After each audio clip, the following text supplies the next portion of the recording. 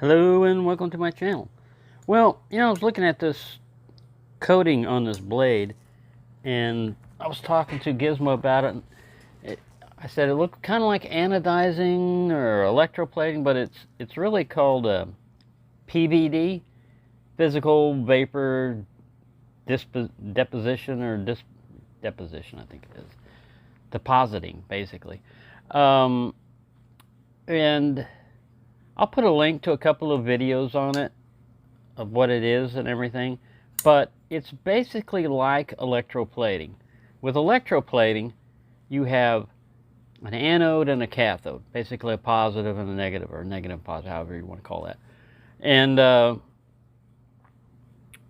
you have a source material, like let's say you're trying to coat a carbon blade with something, like copper.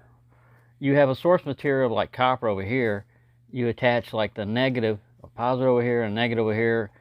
Some kind of solution, electrically conductive solution goes in between them, and you apply current, and basically the particles start coming off of this and being attracted to that. One is the source and the target.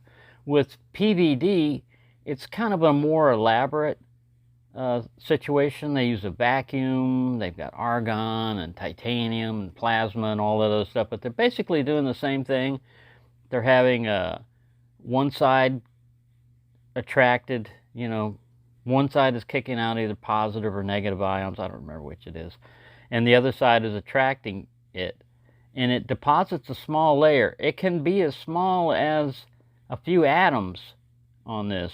It just depends on what they do.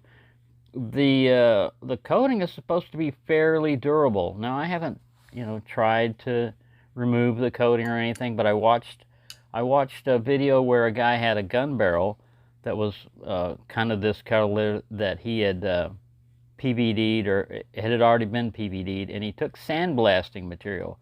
First he did a regular nitride coated barrel.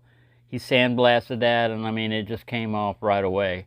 He took the other barrel with the gold, kind of barrel on it, and he had to really go back and forth a lot and get even closer to it, to remove it. And he was using aluminum oxide, 80 psi pressure, and bombarding the thing with it. So as far as corrosion resistance, it depends on what material you're depositing on here. I think this might be copper, but I'm not sure if it's truly copper, just because I had noticed something that kind of looked like patina on here, but it doesn't seem to be doing like copper would, patina. It doesn't turn green, or it doesn't get a darker color.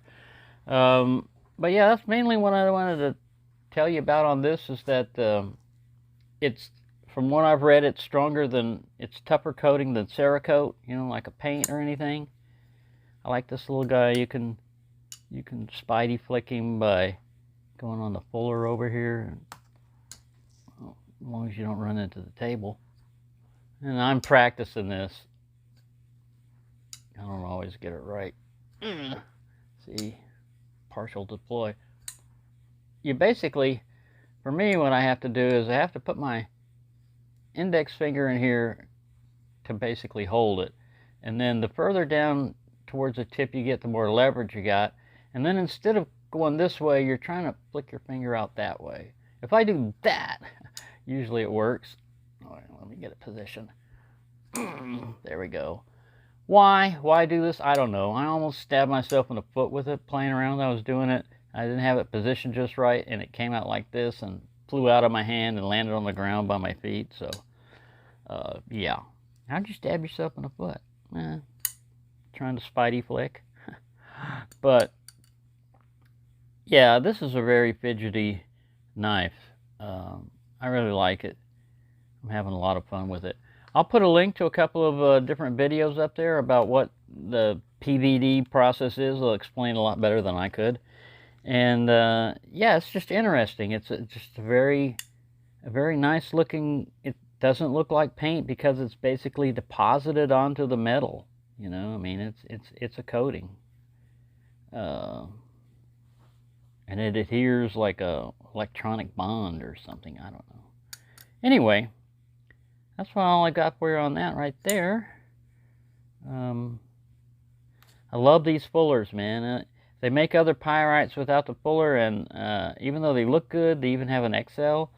I just dig this fuller here, man. This is so much fun. You can also slow roll this out like this. You can just grab it from both sides and slow roll it out. The detent on this is fairly strong, so because you're not back here, you're up here, you really have to, you know, get on it. I have to watch that I don't do this because it'll tend to pull the skin from the nail. I have to position it like this. Like I said, I'm not a big fan of thumb studs. They work. I think this fuller is pretty good. I don't know if I can flick it from up here with the fuller. I haven't tried this yet. No. You got to position your hand weird. Failure. Anyway, there you go. Don't want to get you too seasick with me bouncing around here, but yeah, I'm really digging this knife. Thank you for watching, and have a nice day.